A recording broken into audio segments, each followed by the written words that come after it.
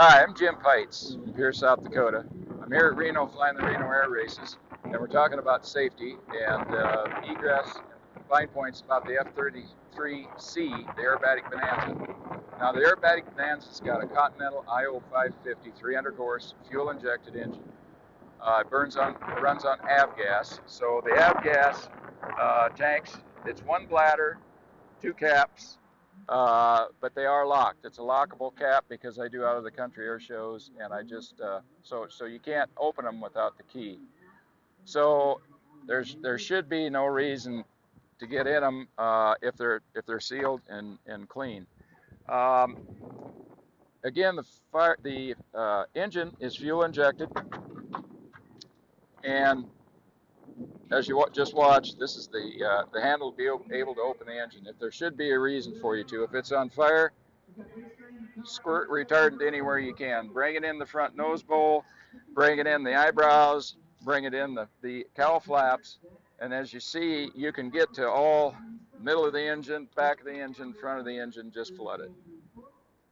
Most all of the fuel lines are on top. Your fuel spider, your divider, all the transducers, and the fuel lines coming into the cylinders. So almost everything's on top. So if we've got a fuel fire, you know, you always want to be at the base of the fire, but usually coming in the eyebrow is going to give you the best access to the fuel lines. Electrical, batteries on the back, if there should be an issue with the electrical, and I'll show you in a minute how to cut all the electrical and all the fuel from the cockpit. The F-33 actually has 3 points of egress, 2 points of ingress. So baggage door. The first one you'll come to is the baggage door. Push the button, baggage door opens. Very simple. And if you want to come around, you can see the smoke system in the back of the baggage area. So everything is quick disconnect. There shouldn't be any reason that you need to get to it, but as you can see, here's the electrical. If you pull this pin, it shuts off the pump. And then I'll also show you how to get the smoke system shut off from up in the cockpit. There's an electrical switch that kills the pump motor. As we all know, smoke oil burns. So typically we want to get it shut off. I've got a momentary switch on the yoke. It's the black one that shuts off the smoke oil, as well as a switch that kills the whole system. So my goal is, prior to a forced landing, would be to just reach up. It's very simple for me. Click the switch, smoke system's dead.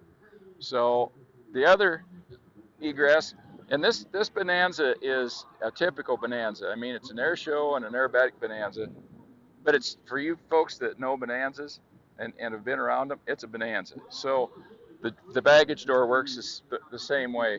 The door handle is just a pull, one lever opens it up.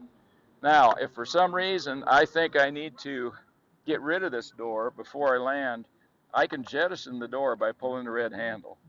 So if I've got a fire, or if I forget for some reason to pop the door open before I contact Mother Earth, I can actually pull this lever, pulls the pins on the front of the door, and the door will come off that way. The fuel system is right here. We're inside the cabin on the left side, pilot side. To shut off the fuel, you go all the way through, and you notice there's a pin here that you need to push down. That's just to make sure that you don't turn it off in flight. But don't worry about it. Snap the pin, it doesn't matter. So that's the fuel to the off position. But again, you need to push this down to spin it up so the pointer points to the off. But just snap it, don't worry about it. It's not an issue. Okay, I mentioned that I've got a separate system inside the cockpit, and that's right here. So I've got the master system here, the on-off switch that kills everything. If the red light's on, this is still charged, and of course you can shut it off that way. The second means is, if you look at the top of the pilot's yoke, you can see where it says smoke. That's just a contact switch. So it's just to push the switch to click it on, push the switch to click it off. So you've got this master switch, You've got the switch up on the yoke, and you've got the master plug back by the system itself. So both sides have the middle window actually will open. So that's an emergency exit from the inside. Now you can't open that from the outside, but for me, if I've got fire on one side or the other, all I've got to do is open this up, pop it, and this window comes up and out. So I can get out of either side of the airplane, and from the inside you can see where the baggage compartment is in reference to the smoke system and everything else. So I may be coming out the main door, either exit window or the baggage door.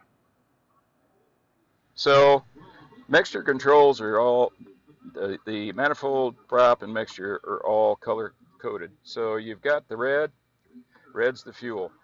If it's in, it's rich or on. If it's pulled, you pull the pin and pull it out. Notice I push in on the center. If you don't push in on the center, you can't move it. You can turn it, but it takes forever.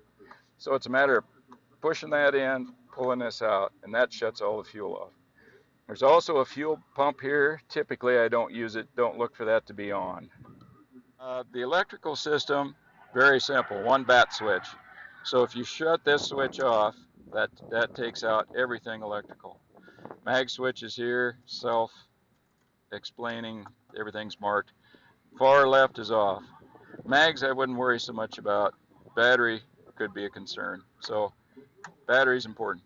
So the chances are pretty slim on this that it's going to flip over. It's not as susceptible as a lot of tail draggers where they've got the option. The nose wheel, as long as it's on the airplane, keeps it from flipping.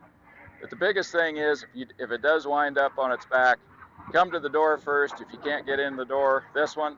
And last but not least, if I'm in an accident and I'm injured, I don't give a darn about my airplane. You feel free, knowing that there's no passengers, from mid-window back, use your crash axe, use whatever you need to get me out, because at that point, I really don't care about damage.